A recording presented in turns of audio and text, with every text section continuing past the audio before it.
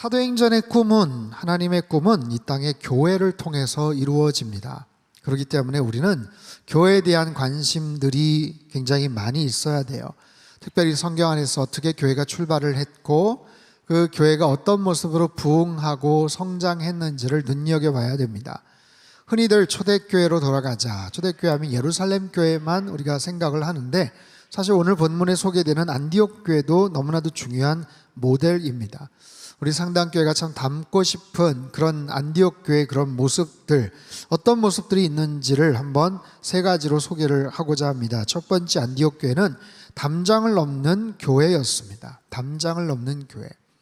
안디옥 교회는 이방인 지역에 세워진 교회예요. 그리고 이방인 선교를 위해서 시작된 교회입니다. 담장을 넘는 교회가 되었고요. 그리고 그 교회의 탄생 자체가 담장을 넘는 것으로부터 시작이 돼요. 이 배경에는 지난주 베드로 사도의 이야기와 연관이 있죠. 선교에 눈이 뜨이는 그런 특별한 경험을 했던 베드로 이야기. 율법에서 금지된 음식 앞에 잡아먹으라 했었을 때 주여 그럴 수 없나이다 라고 거부를 했던 베드로, 그 환상 앞에서 그 순간 고넬료가 보낸 사람들을 만나서 욥바에 있던 베드로가 가이사랴로 이동을 하죠. 그리고 그곳에 가서 기다리고 있던 고넬료의 가족에게 말씀을 전하자 성령님의 특별한 은혜가 그 자리에 임하게 돼요. 자, 이 사건이 소개가 됩니다. 예루살렘 지역에 소개가 되고 소문이 났어요. 베드로가 가졌던 선입견, 유대 민족을 향한 그 고정관념의 틀이 깨어지게 되었는데 이 소식을 들었던 베드로보다 더 보수적이었고 더 율법적인 사람들이 베드로를 비난하기 시작하는 거예요. 사도행전 11장 1절에서 4절인데 우리말 성경으로 같이 한번 읽겠습니다. 시작. 유대에 있는 사도들과 형제들이 하나님의 말씀을 받았다는 소식을 들었습니다. 그래서 베드로가 예루살렘에 올라갔을 때 할례받은 신자들이 그를 비난하며 당신이 어떻게 할례받지 않은 사람들의 집에 들어가 그들과 함께 식사를 할 수 있소? 라고 물었습니다. 베드로가 입을 열어 그 일의 자초지종을 차근차근 설명하기 시작했습니다. 여러분 보십시오. 베드로는 영적 리더예요. 대단한 권위와 정말 특별한 역량을 갖고 있었던 베드로 사도 아닙니까? 그런데 그런 베드로를 향해서 비난하는 사람들이 있었어요. 아니 어떻게 그런 일을 할 수가 있느냐? 오히려 당신이 리더인데 아니 어떻게 그럴 수가 있느냐 하면서 막 베드로를 비난하자 그 있었던 상황을 차근차근 설명하는 거예요. 베드로가 나도 처음에는 그런 게 아닌 줄 알았는데 좀 들어보라고 하면서 일종의 어떻게 간증 이야기죠. 있었던 일들이 어떻게 펼쳐졌는지를 설명을 하는 거예요. 13절부터 18절은 제가 한번 읽어보죠. 고넬료는 자기 집에 천사가 나타나서 욥바에 사람을 보내 베드로라는 시몬을 찾아라. 그가 너와 내 온 집을 구원할 말씀을 가져올 것이다 라고 한 이야기를 우리에게 전해 주었습니다. 내가 말을 시작하자 성령이 처음 우리에게 내려오신 것처럼 그들에게도 내려오셨습니다. 그때 나는 요한은 물로 세례를 주었지만 너희는 성령으로 세례를 받을 것이다 라고 하신 주의 말씀이 생각났습니다. 그러니 하나님께서 주 예수 그리스도를 믿는 우리에게 주신 바로 그 선물을 그들에게도 주셨는데 내가 누구라고 감히 하나님을 반대할 수 있겠습니까? 그들은 이 말을 듣고 더 이상 할 말이 없었습니다. 그들은 하나님을 찬양하며 그렇다면 하나님께서 이방 사람들에게도 생명 얻는 회개를 허락하신 것이로군요 라고 말했습니다. 밑줄 친 부분, 내가 누구라고 감히 하나님을 반대합니까? 베드로의 이런 깨달음은 대단히 중요합니다. 내가 누구라고 감히 하나님을 반대하겠습니까? 내가 누구라고? 아니 우리가 누구라고? 여러분 내가 아무리 옳다고 해도 하나님이 아니라고 하시면 끝나는 거예요. 그리고 내가 아무리 싫다고 거부해도 하나님이 원하신다면 우리는 순종해야 마땅합니다. 사도행전의 말씀을 듣고 선교적 교회로서 사도행전의 꿈을 이루기 위해서 반드시 우리들 안에 깨어져야 될 것들이 있어요. 여러분 사도행전의 꿈은 그냥 이루어지지 않습니다. 내 안에 있는 고정관념의 틀이 깨어져야 돼요. 내 안에 있는 생각의 틀, 선입견과 지독한 자기 주장들을 내려놓아야만 합니다. 그리고 인정해야 돼요. 내가 틀릴 수도 있다. 내가 잘못 생각할 수도 있다. 그때는 옳았는데 지금은 아닐 수도 있겠구나 하는 것을 인정해야 돼요. 여러분 살아가면서 이건 절대로 안 된다라고 주장하는 그런 것들이 있죠. 반드시 해야 된다고 주장하는 그런 일들이 있죠. 이런 무엇을 근거로 그렇게 주장하십니까? 어떤 이유로 그런 단호한 생각들을 하실까요? 일을 하다 보면 절대로 해서는 안 되는 일이 있고요, 반드시 해야 하는 일들도 있지만 때로는 내가 틀릴 수도 있고 때로는 못할 수도 있고, 그리고 이 모든 것들이 그때하고는 지금하고 좀 다를 수도 있구나 하는 것을 받아들일 수 있는 여유와 마음의 자세가 필요해요. 하나님께서 하나님의 일들을 믿음의 사람들을 통해서 이루시죠. 그런데 그들이 준비가 되어 있지 않으면 하나님이 일을 시킬 수가 없어요. 그렇다면 그런 대단한 믿음의 사람들은 처음부터 그렇게 다 완벽하게 준비가 되었는가? 절대로 그렇지 않습니다. 그들의 생각과 마음과 식견과 어떤 행동들이 어느 순간에 그렇게 전환되는 경우들이 성경에 많이 소개가 돼요. 여러분, 아브라함을 보십시오. 창세기 15장에서 두려워하고 후사를 주지 않은 것으로 인한 원망과 불안함 가운데 있었던 아브라함을 그 장막에서 하나님께서 데리고 나오셔서 너 하늘의 뭇별을 봐라. 너 저 별을 셀 수 있겠니? 셀 수 없을 거다. 그런데 말이야, 너의 자손이 저 별처럼 많아질 거야.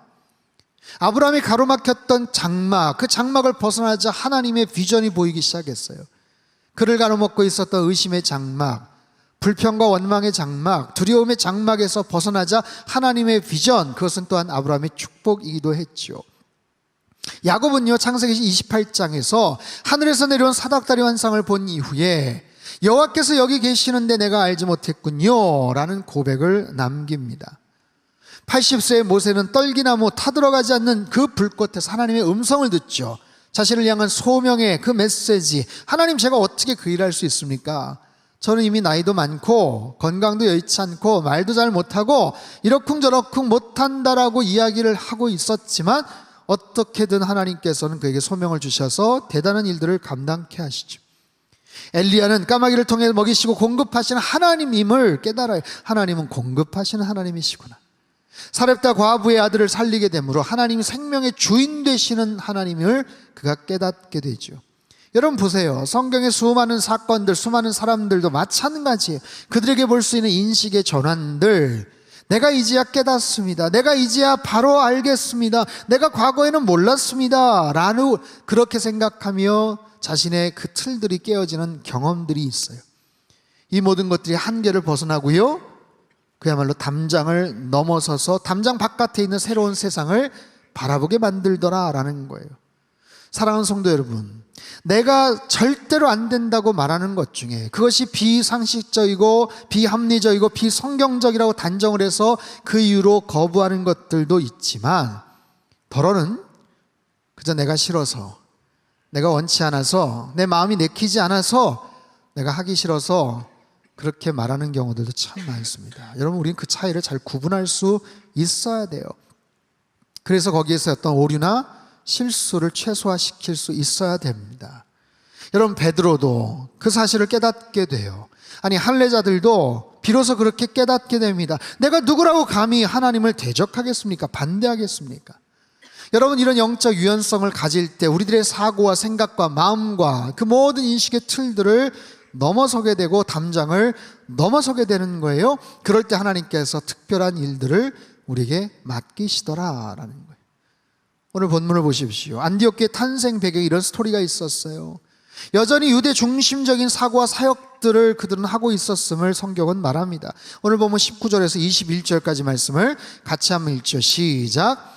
그때에 스데반의 일로 일어난 환란으로 말미암아 흩어진 자들이 베니게와 구브로와 안디옥까지 이르러 유대인에게만 말씀을 전하는데, 그 중에 구브로와 구레네 몇 사람이 안디옥에 이르러 헬라인에게도 말하여 주 예수를 전파하니 주의 손이 그들과 함께 하심에 믿고 주께 돌아오더라. 아멘. 여러분, 사진 한번 보세요. 사진을 보시면 흩어진 유대인들이 사방팔방으로 흩어져서 복음을 전하는데 유대인에게만 전했다라는 거예요. 유대인에게만 전했어요. 그런데 구브로와 구레네 몇 사람이 안디옥에 가서 헬라인에게도 전했는데 세상에 그들이 복음을 받아들이더라는 거예요. 그리고 자기네들과 똑같은 은혜를 입고 거기에서 성령의 놀라운 사건들이 나타나요. 상상하지 못했던 교회 모습이 탄생한다고요. 여러분, 안디옥 교회는 이처럼 누군가 담장을 넘는 용기가 있었고요, 복음에 대한 열정과 노력을 통해서 생겨난 그런 교회였습니다. 바라기는, 소망하기는 우리 상당교회 안에도, 우리 성도님들 안에도 끊임없이 우리가 가로막고 있는 여러 가지 인식의 틀들, 내 나름대로의 그런 장벽들, 그런 담장들, 그 모든 것들을 다 내려놓고 그것을 넘어서는 그런 용기와 믿음의 결단이 우리 안에 있게 되기를 바랍니다. 그럴 때 하나님은 우리의 인식의 틀을 넓혀주시고 그 지평을 더욱더 확장시켜 주시더라라는 거예요. 자, 두 번째, 안디옥 교회는 어떤 교회였는가? 사람을 세우고 파송하는 교회였어요. 22절부터 26절 상반절까지 같이 한번 읽습니다. 시작. 예루살렘 교회가 이 사람들의 소문을 듣고 안디옥까지 보내니 그가 이르러 하나님의 은혜를 보고 기뻐하여 모든 사람에게 굳건한 마음으로 주와 함께 머물러 있으라 권하니 바나바는 착한 사람이요 성령과 믿음이 충만한 사람이라 이에 큰 무리가 죽게 더하여지더라. 바나바가 사울을 찾으러 다소에 가서 만남에 안디옥에 데리고 와서, 자, 교회의 주인은 예수님이시지만 그 교회를 구성하고 만들어가는 것은 사람이죠. 어떤 사람들인가? 그 교회의 부흥의 주역은 누구인가? 안디옥 지역의 교회에 그 사람들이 모이고 부흥한다라는 얘기를 듣고 예루살렘 교회에서 사람을 파송합니다. 바나바를 파송을 해요. 첫 번째 사역자, 첫 번째 안디옥 교회 그런 사역자가 되죠. 목회자가 되죠. 자, 그 바나바는 누구입니까? 사도행전 4장 후반부 36절 37절을 같이 한번 읽죠. 시작. 구브로에서 난 레위족 사람이 있으니 이름은 요셉이라 일컬어 바나바라 번역하면 위로의 아들이라 하니 그가 밭이 있음에 팔아 그 값을 가지고 사도들의 발 앞에 두니라. 여러분, 바나바 하는데 바나바가 본래 이름이 아니에요. 자기 실명이 아닙니다. 그래서 별명이에요. 대부분 사람들은 바나바의 본명이 뭔지 잘 모를걸요. 오늘 본문에 나오잖아요. 요셉이라고. 요셉, 레위인 요셉이었다. 근데 별명이 바나바예요. 바나바의 이름의 뜻은 위로의 아들이다. 위로의 아들, son of encouragement. 위로하는 사람, 위로하는 대표적인 능력 있는 사람. 여러분, 얼마나 사람들을 배려하고 참 위로하고 권면하는 그런 사람이면 그렇게 불렸겠어요. 본명 대신 그렇게 별명을 그렇게 사람들이 계속해서 불렀겠습니까? 지난주 고넬료라는 사람도 살펴봤죠. 참 멋지고 근사한 사람인데 오늘 본문에 나오는 바나바도 그래요. 성경에 나오는 정말 멋진 사람, 사람을 세워주고 위로하고 권면해주는 그런 사람. 근데 그 바나바를 성경이 말합니다. 그가 착한 사람이었다. 착한 사람. 24절, 바나바는 착한 사람이요 성령과 믿음이 충만한 사람이라 이에 큰 무리가 죽게 더하여 지더라. 여러분, 성경에 수많은 사람이 나오는데 누군가를 처음 소개하면서 그 사람은 참 착해 라고 말하는 사람이 누가 있어요? 원문의 의미는요, 바나바가 착하고 성령과 믿음이 충만했기 때문에 큰 무리가 더해졌다라는 거예요. 아니, 그 교회가 세워지고 그 교회가 부흥하게 된 주된 원인이 성령 충만함과 그의 착한 성품 때문이었다라는 거예요. 묻겠습니다. 여러분은 착하십니까? 난 좀 착합니다. 여러분 어떻게 생각하세요? 여러분, 현대사회 이 경쟁 시대 속에서 이 착한 성품을 때로는 굉장히 무능하고 손해를 보고 적합하지 않은 것처럼 평가절하를 하죠.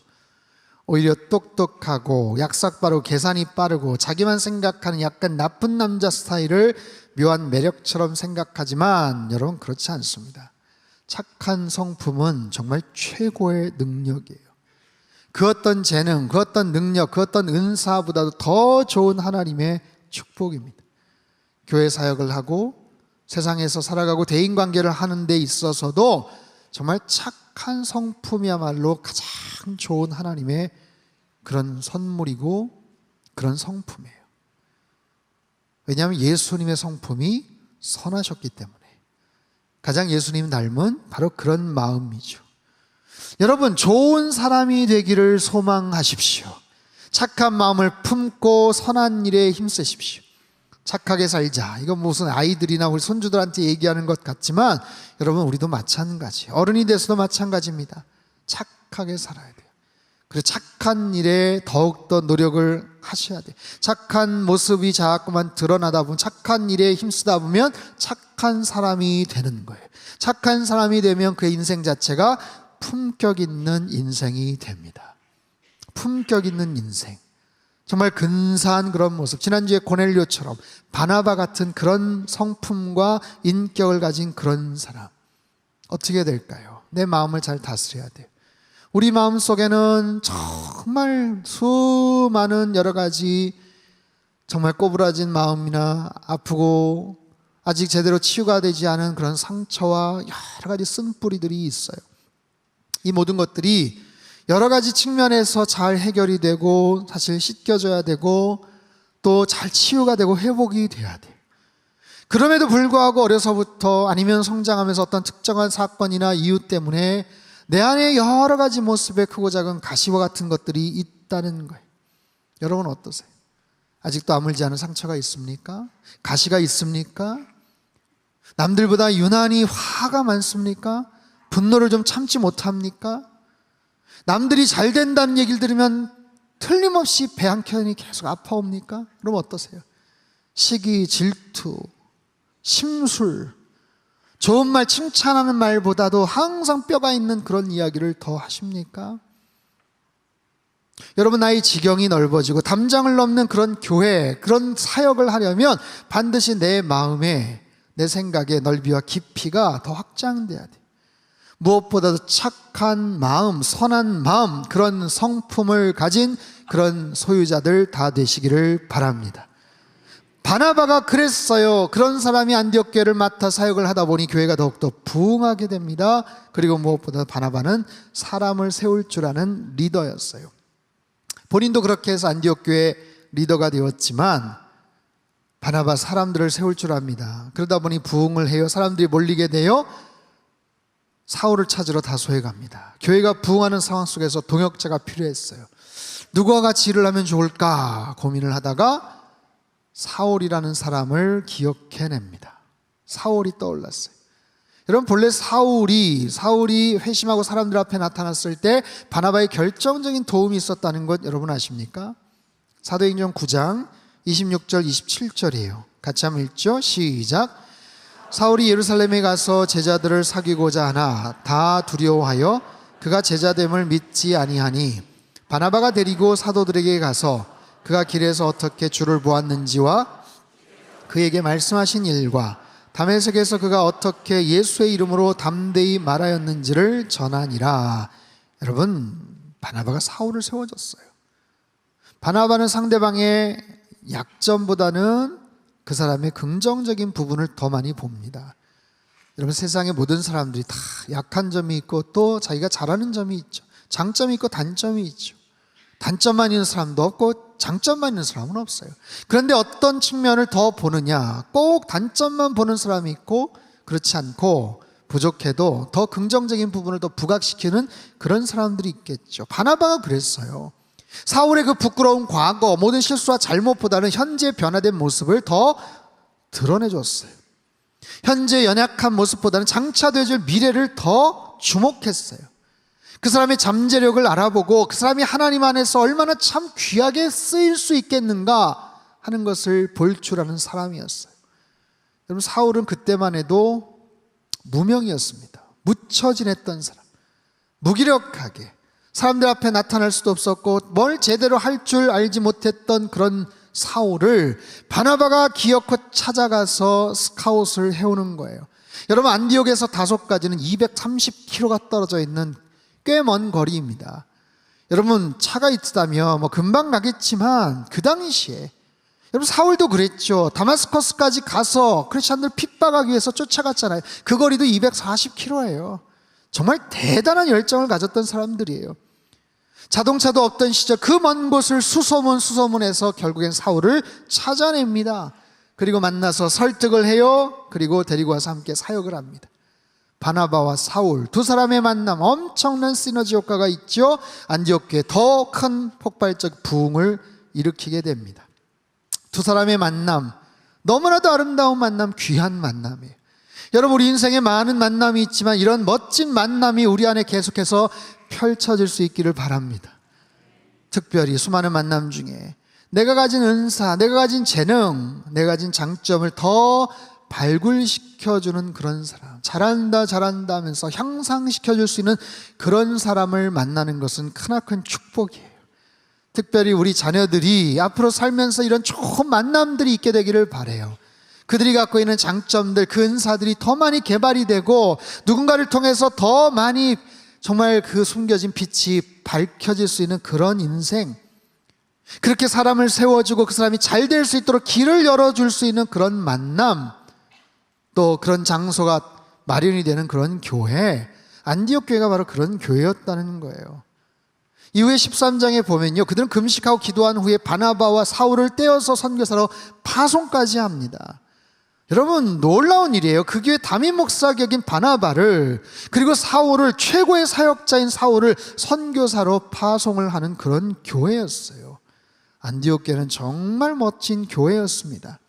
사람 귀한 줄을 알고요, 적재적소에 사람을 배치해주고 세워주고 결국 선교 동역자로 파송할 줄 아는 그런 교회, 안디옥 교회가 그런 교회였던 것처럼 여러분, 우리 상당교회도 그런 교회로 하나님 앞에 쓰임받게 되기를 축복합니다. 사도행전의 꿈은요, 그냥 구호나 그냥 마음가짐 가지고는 절대로 되지 않아요. 2000년 전 사도행전에서 하나님의 놀라운 꿈을 이루었던 안디옥 교회와 같은 그런 교회, 담장을 훌쩍 뛰어넘는 그런 교회, 사람을 세워줄 줄 알고 파송할 수 있는 그런 교회, 그래서 아름다운 하나님의 꿈을 펼쳐나가고 그 당시에 사도행전을 만들어가고 역사를 이루어왔던 것처럼 오늘 이 시대의 상당교회를 하나님께서 그렇게 사용하시고 사도행전의 놀라운 꿈을 저와 여러분의 삶을 통해서 그렇게 이루어질 수 있게 되기를 주님의 이름으로 축복합니다. 마지막 세 번째, 안디옥 교회는 선한 영향력을 끼치는 교회였어요. 자, 26절을 한번 같이 읽죠. 시작.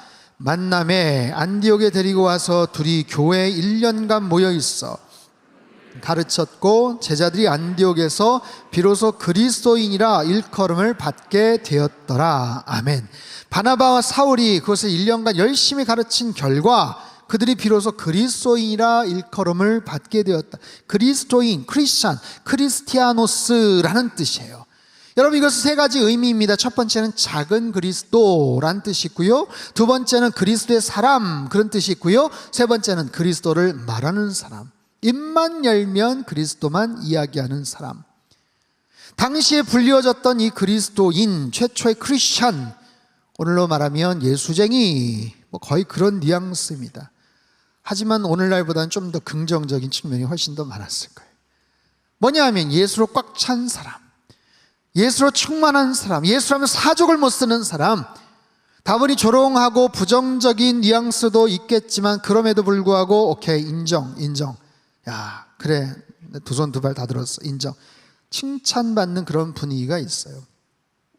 시오노 나나미의 로마인 이야기를 보면요, 기독교를 박해하던 당시의 황제들이 기독교 교회, 크리스찬들을 인정할 수밖에 없었던 내용들이 소개가 돼요. 그래서 뭐냐면 기독교가 가진 그 사랑의 능력, 그 사람과 그 조직과 그 커넥션을 통해서 사람들을 살리고 사람들을 세워주는, 부조하고 사람들을 일으켜주는 그런 능력이 있었다는 거예요. 즉, 가족도 없이 불쌍히 죽어간 모든 사람들의 장례를 기독교에서, 교회에서 크리스찬들이 했다는 거예요. 구약시대부터 가지고 있던 좋은 전통들, 고아와 과부들 다 돌봐주고 있었다는 거예요. 이건 놀라운 일이에요. 그 당시 로마 정부가 하지를 못했던 일이거든요. 그래서 엄청난 사회의 문제가 되었고 그들에게 심각한 약점이었는데, 아니, 교회가 그 일을 하더라는 거예요. 크리스찬들이 그 일을 하더라는 거예요. 인정. 그리스도인, 예수쟁이들. 그래서 안디옥 교회 성도들 크리스찬이라고 불리워집니다. 사람들의 조롱이나 비아냥도 있지만 변화된 그들의 모습, 그들은 복음을 알고 진리를 알고 구원과 지혜와 능력, 사랑을 가진 그런 사람들 인정해주는, 인정. 그래서 사람들에게 선한 영향력을 끼쳤던 그들.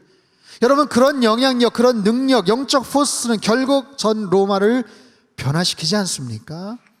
역사상 존재했던 가장 강력한 그런 로마 제국이, 군사력, 법력, 행정력을 가졌던 그 제국이 불과 얼마 안 가서 AD 313년에 기독교가 공인이 되고요, 381년에는 국교가 됩니다. 국교가. 우리 로마 제국의 국교는 이제는 기독교야. 여러분, 기적과 같은 일이에요. 어떻게 가능했습니까? 크리스찬이라고 불렸던 안디옥 성도와 같은 삶의 변화와 놀라운 그런 인생의 변화를 일으켰던 그들 때문에 가능했어요. 여러분, 선한 영향력, 이 단어는 한동안 많은 사람들에게 회자되었던 그런 표현이죠. 선한 영향력, 선한 영향력을 끼치는 교회, 선한 영향력을 끼치는 사람. 여러분, 2023년 작년에 우리 상당교회 표가 뭔지 기억하십니까? 하나님의 선을 행하는 선교적 교회. 처음 듣는 것 같이 그렇게 하시는군요. 1년 내내 그렇게 강조를 했는데, 그죠? 여러분, 하나님의 선을 행한다는 거 여전히 유효합니다. 여전히 가능해야 돼요. 우리가 가진 사역과 우리의 본질을 통해서 하나님의 선하심을 우리가 알고 드러내고 선한 영향력을 펼치는 거. 누구를 통해서? 나를 통해서. 여러분, 한 분 한 분을 통해서. 일상에 흩어져서 만나는 모든 사람들에게 모든 일들을 통해서, 나를 통해서 그분의 선하심이 드러나는 거예요. 우리 상당교회를 통해서 청주지역이 복을 받는 거예요. 나만 복 받고 잘 사는 게 아니라, 우리 교회만 잘 되는 게 아니라 우리를 통해서 이 하나님의 블레싱, 이 복이 흘러가게 만드는 거예요. 그럼 그것이 선한 영향력을 끼치는 교회죠. 우리 교회를 통해서, 여러분 가정을 통해서, 직장 생활을 통해서 만나는 모든 사람들에게 여러분 이런 하나님의 선하심이 드러나고 선한 영향력이 펼쳐지는 그런 교회가 되는 거예요. 안디옥 교회가 그랬어요. 안디옥 교회가 1차, 2차, 3차 전도행의 처음 시작이자 마침이 되었고 해외 선교의 센터 중심 역할을 했던 교회가 바로 안디옥 교회였다라는 거예요. 어제 오후에 WEC 외계 국제총재 박경남 선교사님과 선교 워크숍이 있었습니다. 지난주에 제가 광고를 드렸죠. 110년 된 선교단체, 참 귀한 선교의 열정과 굳건한 시스템들. 여러분 생각해 보십시오. 어떤 조직이 110년을 이어온다는 것은 이거 대단한 일입니다. 그러면서 여전히 왕성하게 그 역할들을, 그 비전을 잃어버리지 않고 행하고 있다는 것. 지금도 너무나도 겸손하게 신실하게 사역하시는 전 세계에 흩어진 2,300여 명의 현직 선교사님들, 그런 놀라운 위대한 선교단체의 10번째 수장이더라고요. 국제총재가 되신 자랑스러운 우리 한국 선교사님을 통해서 정말 많은 통찰과 도전을 받았어요.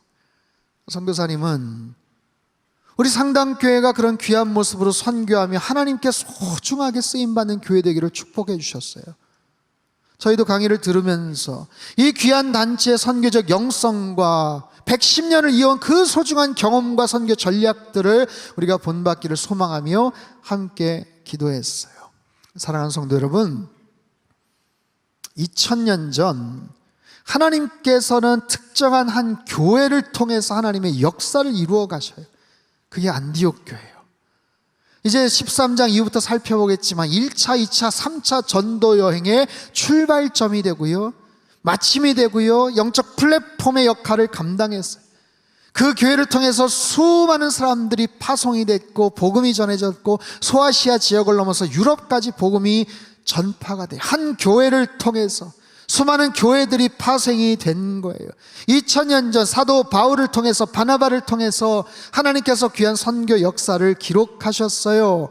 바라기는 여러분 우리 상당교회도 안디옥 교회처럼 오늘 이 시대에 하나님 앞에 귀하게 쓰임받는 선교적인 놀라운 열정을 가지고 하나님의 꿈을 이루어드리는 그런 선교적 교회 될 수 있게 되기를 간절히 소망합니다. 여러분 우리 교회가 그런 모습으로 귀하게 쓰임받기를 소망하는 거예요. 여러분 그런 소망이 있어야 됩니다. 그런 모델링이 있어야 됩니다. 하나님 우리 교회도 그런 교회처럼 되게 하여 주시옵소서. 여러분 안디옥 교회가 어떤 교회였다고요? 세 가지를 잘 기억하십시오. 잘 기억하세요. 우리가 한번 따라해 보실까요? 담장을 넘는 교회가 되겠습니다. 사람을 세우고 파송하는 교회가 되겠습니다. 선한 영향력을 끼치는 교회가 되겠습니다.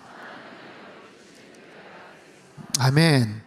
여러분 저 세 가지를 저도 분명히 기억하고 목회를 할 것이고요, 여러분도 저 세 가지의 마음, 그 비전을 가슴에 품고 믿음 생활하십시오.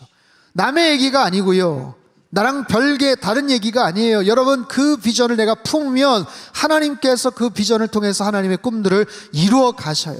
더 많은 분들이 그 비전을 품고 함께 기도하고 헌신하다 보면 정말 이 시대에 하나님께서 우리 상당교회를 2000년 전 안디옥 교회를 사용하신 것처럼 그렇게 들어 사용하실 줄로 믿습니다. 여러분, 그런 소망을 품고 나가세요. 주여, 우리 교회가 안디옥 교회처럼 쓰임받게 하여 주시옵소서. 하나님, 나의 남은 인생이 그렇게 쓰임받다 주님 앞에 나가는 하나님의 꿈을 이루어드리는 그런 아름다운 인생 되게 하여 주시옵소서. 여러분, 그렇게 꿈꾸고 소망할 때 하나님께서 우리 교회를 통해 저와 여러분의 삶을 통해서 하나님 나라의 놀라운 비전 사도행전의 꿈을 이루어 가실 줄로 믿습니다. 우리 한번 기도하겠습니다. 하나님 아버지, 2000년 전 하나님 나라의 위대한 꿈을 펼치는데 주된 역할을 했던 안디옥 교회처럼 오늘 시대 우리 상당교회도 주님 들어 사용하여 주시옵소서.